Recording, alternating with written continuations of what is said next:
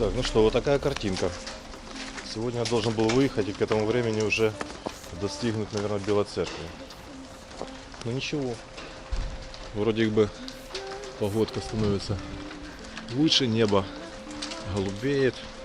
И я думаю, вот эта вещь должна растаять. Завтра обещают еще такой денек. Ну, пойдем посмотрим на мой велосипед. Ну и как я говорил, основная часть моего снаряжения находится в кладовочке. Ну и вот здесь вот ждет своего часа мой велосипед. Так что к тем сумкам, которые я уже показывал раньше, дополнительно у меня бензобак, два футбэга фирмы Казибэг, подседельная такая сумочка, инструменталочка и внутрирамная сумка. Здесь у меня размещается насос. И, наверное, придется ехать с крыльями, потому что на улице, как вы видели, очень мокро. Здесь у меня находятся такие держатели для 1,5-литровых бутылок воды через адаптер подключены. И туда еще дополнительно установлю вот такие вот держатели фирмы Топик, где будут размещены на вилочные сумочки. Здесь у меня находится велокомпьютер, который я показывал ранее. Здесь держатель для телефона. Ну и фонарь Феникс BC30. Вот с такими вот батарейками, которые можно заряжать. Просто вот выдвинул, подключил на остановочке и подзарядился. Ну и пока еще есть время, сейчас мы установим вот эту кобуру назад. Установим держатели на вилочные. И уже велосипед у нас будет готовый. Можно будет уже ждать погоды, чтобы отправиться в путешествие. Ну, все, пару минут. И вот таким вот образом установлены вот эти вот навилочные держатели. Фирма, как я говорил, Топик. Цепляются вот так вот они двумя болтиками. Здесь я везу воду в этом флягодержателе. Ну и все это установлено через адаптер. Я как-то снимал обзор, на канале у меня есть уже про него. Так что с этим мы закончили. Вот таким вот образом это все выглядит. Вот это передняя кобура, в которой вставляется вот этот баульчик такой нарульный. Ну это я уже показывал. Это навилочные крепления. Крепится это все вот таким вот образом к рулю. Ну и тут еще накидываются такие лямки, которые все это дело утягивают, чтобы оно не болталось. Задняя кобура крепится за подседельный штырь и здесь за рельсы седла. Ну и сумка вставляется вот сюда вот. Все это потом можно будет увидеть в действии. Так, ну погодка потихоньку налаживается. Сколько у нас тут на градуснике? Уже почти 8 градусов. Все течет, все капает, так что есть большая надежда, что если завтра трасса все-таки будет уже сухая, то завтра можно уже будет выезжать. Очень большая на это надежда. Ну а там день-два пути обещают без осадков, а дальше дожди. Так что нужно за эти 2 дня успеть проехать 500 километров. Ну что, можно сделать вывод, что погода начинает налаживаться, но под ногами еще вот такое вот. Так что я надеюсь, что это дело все должно подсохнуть до завтра. Сегодня очень тепло, вон солнышко такое даже вышло. Вот, и это позволит завтра все-таки нам выехать. Мне уже главное, чтобы дорога была сухая, чтобы не пачкаться. Трансмиссию, чтобы не закидывала, потому что на дальние расстояния все-таки не хочется, чтобы ехать в грязи. Колодки, цепь убьешь. Так что будем надеяться, что завтра мы стартанем. Да, ну вот, как вы видите, результат вчерашнего снегопада. Если бы этого снега не было, то сегодня бы тут уже было все сухо. А так вот такие лужи. И сами понимаете, ехать куда-то по такой грязи не сильно хочется. Так что выйдем завтра, пусть подсохнет трошки. Так, ну и в рамках подготовки к походу немаловажно было бы еще осветить мастерскую и снять обзор на нее и познакомить вас с мастером, благодаря которому это все стало возможным, и благодаря которому я спокойно еду, и я уверен в своем велосипеде. Вот эта мастерская, которая я ремонтирую велосипед. Называется веломагазин Real Bike. Ремонт велосипедов. Ну, пойдемте познакомимся поближе. Значит, вот расписание работы, когда сюда можно подъезжать. Есть телефоны. Ну и находится оно для ориентира вот в Вишневом, железнодорожный пригородный вокзал. И вот буквально рядом с ним находится эта мастерская. Так что можно в любой момент с города даже на электричке подъехать. Проблем никаких нет. Ну, пойдем познакомимся. Так, ну вот такая мастерская, вот так вот она выглядит. Вот здесь вот рабочее место, где можно всегда отремонтировать свои велосипеды. Вот это такой небольшой ассортимент. Ну, это ничего страшного, потому что все можно заказать. И быть уверенным, что все будет доставлено быстро, качественно, установлено, никаких вопросов к запчастям не возникнет. Так, ну а что конкретно меня сегодня привело в эту мастерскую? Это вот такой вот замочек. Я не знаю, что он собой представляет, но так по функционалу видно, что он очень практичный. Поэтому в походе уже сниму на него более детальный обзор.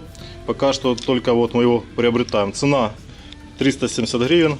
Ну, по сути, это ничего не стоит. И самое главное, что он легкий, потому что можно, конечно, купить что-то вот такое, но вы понимаете, придется везти 1000 километров какой-то запасной килограмм железа. Так что так. Ну вот, с приобретением. Вот такой вот классный замочек. Я считаю, это очень функциональная вещь, не тяжелая и практичная. Ну и постоянным покупателям даже вот скидочка есть небольшая. Ну что, еще раз, самая лучшая мастерская. Пожалуйста, приезжайте. Ну и как бы так, от себя могу сказать, так уж предыстория. Так уж получилось, что я купил велосипед и открылась эта мастерская в один и тот же день, но одновременно. И я постоянно здесь ремонтирую свой велосипед. Ну, свои велосипеды, у меня уже второй велосипед. И обслуживаю их здесь. И, в общем, после того, как я уже начал о ней рассказывать своим друзьям, а были случаи, когда человек ремонтировал где-то в Киеве там велосипед, не мог отремонтировать. К примеру, плохо переключались передачи, ему уже и тросики меняли, там у другого уже и звезды там меняли. То после приезда сюда эта проблема решалась раз и навсегда. И люди в последующем уже пользовались этой мастерской. Поэтому рекомендую. Цены тут намного меньше, чем в Киеве. И качество за себя само собой говорит. Все, спасибо. Итак, дорогие друзья, вот я уже дома. И пока шел и думал, решил сразу, не откладывая долгий ящик, снять для вас небольшой обзорчик на тему, каким велозамком я пользуюсь. Значит, немного преамбулы. Мысль моя какая? Конечно, бесспорно, чем надежнее замок, тем он лучше. Но отрицательная сторона, чем он лучше, тем, по всей видимости, он тяжелее. Так вот, что лучше? Легкий замок или тяжелый замок? Все относительно, для чего мы его будем использовать. Если я, допустим, буду, как Серега Гусак, ездить на пустом велосипеде на работу, конечно, бесспорно, мне понадобится тяжелый, мощный замок, которым я буду закрывать свой велосипед и буду уверен в том, что его не украдут. Но если я поеду на 1000 километров и буду ночевать в каких-то лесах, там еще где-то, то вряд ли мне понадобится такой замок. Но вести мне его придется, а вес его, как вы знаете, иногда больше 1 килограмма. Так вот, я перепробовал кучу всяких разных замков. И в последний раз, кто смотрел мои обзоры, видел, что я пользовался таким замочком вот на базе такого что-то типа шнурика телефонного. И меня он полностью удовлетворял. Когда я коснулся чуть-чуть глубже, то я посмотрел, что он закрывается на замок из материала такого, как силумин. Вот. И мне показалось, что это уже чересчур ненадежно будет. Ну и вот я увидел такую модельку и решил ее себе приобрести. Значит, цена 370 гривен. Это такой цифровой замочек. Почему цифровой? Потому что, как я уже говорил, лишняя запчасть в походе, это лишний хаос. Поэтому, отключая, отказался. Ключ можно потерять, потом этот замок думать, как его вскрывать. Вот. А комбинация цифровая, на мой взгляд, самая оптимальная. Опять же, повторюсь, лично для меня, потому что он мне нужен только лишь для того, чтобы использовать его где-нибудь на ночлегах. Ну и вот такой тросик, тоже очень универсальный, им можно крутить вокруг дерева велосипед, там, застегнуть колеса, застегнуть шлем. То есть, на мой взгляд, это самая лучшая вещь. Но сразу хочу сказать, что использовать сам тросик, это, на мой взгляд, недостаточно. К чему я клоню? Лично я использую тросик в паре с сигнализацией. Опять же, она установлена у меня на велосипеде, в обзорах я уже ее показывал. Значит, и я могу по большому счету использовать только сигнализацию. Но минус использования только сигнализации в том, что если все-таки у вас попытаются украсть велосипед, то эта сигнализация может сыграть с вами злую шутку. А именно она будет помогать людям разбегаться перед человеком, который украл велосипед, давая ему возможность побыстрее уехать, потом оторвать и выкинуть. Не знаю почему, но мне кажется, что никто не попытается его остановить. Но вот в паре с замком это уже совсем другое дело. А еще если на ночь велосипед в лесу накрыт чехлом, и человек не будет знать, не будет подозревать, что у вас установлена сигнализация, то это вообще стопроцентный вариант того, что у вас велосипед никто ночью не украдет. Так вот, сигнализация у меня адаптирована под задний велофонарь, и человек, который не знает об этом, он даже не догадается, что на самом деле это является еще дополнительной сигнализацией. Это позволяет мне использовать вот такие вот легенькие, можно сказать, не сильно надежные замки. Почему? Потому что их задача просто задержать человека до того, как сработает сигнализация. Ну а дальше уже дело сноровки. И еще хочу сказать, что раньше я мог пользоваться только сигнализацией. Почему? Потому что у меня велосипед туринговый. Что это означает? На нем очень много всякого подвеса. Сумки, велокомпьютер, фонарь. И я не могу велосипед оставить и никогда не оставляю его без внимания. Потому что даже если бы я пристегнул сам велосипед замком к чему-то, то замок не может уберечь меня от того, что у меня кто-то не подойдет и не заглянет в мою сумку, не отстегнет что-то, не украдет что-то. Как, например, у моего друга Дениса Валерьевича сняли датчик каденса. То есть вы понимаете, о чем я. Поэтому велосипед я никогда не оставляю без присмотра. И этот замок больше как такая психологическая вещь, что человек, если видит, что велосипед застегнутый замком, уже подумает, что вряд ли стоит его трогать. Ну а если попытаться, то тут поможет сигнализация. В принципе, это все, что я хотел сказать относительно этой вещи. Ну а дальше уже в походе посмотрим, как она себя покажет. Мне еще нравится такой концепт, что вы знаете, что эта вещь должна быть всегда под рукой. Но вот этим карабином можно всегда пристегнуть ее где-то. Вот, и она будет всегда под рукой. Фирма Longus. В принципе, неплохая фирма. Так что посмотрим на практике, как он себя проявит. Вот продолжение того, что я говорил, что мне по сути замок и не нужен. Я все равно не могу оставить свой велосипед без присмотра, какой бы замок ни был у меня, даже будь их несколько. Потому что вот, что мешает плохому человеку подойти, снять велокомпьютер. Да, я могу снять и положить в карман. Но вот здесь у меня фонарь, я его тоже могу снять, но это лишнее движение в походе. Что мешает заглянуть в сумку? Да, можно ее как-то на замочек. Вот еще одну на замочек.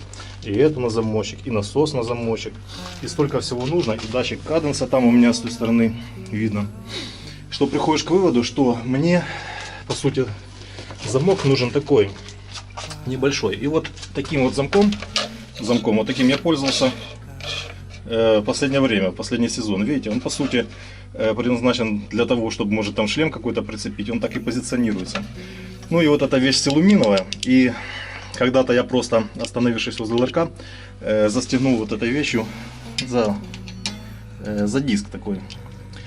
И когда сел на велосипед, я забыл, что я застегнул. И в общем, я вот эту вещь выломал просто. Вот эту силуминовую вещь выломал. Поэтому сломать такой замок не представляет никакой сложности. Но, повторюсь, возить с собой большой, тяжелый мне тоже смысла нету.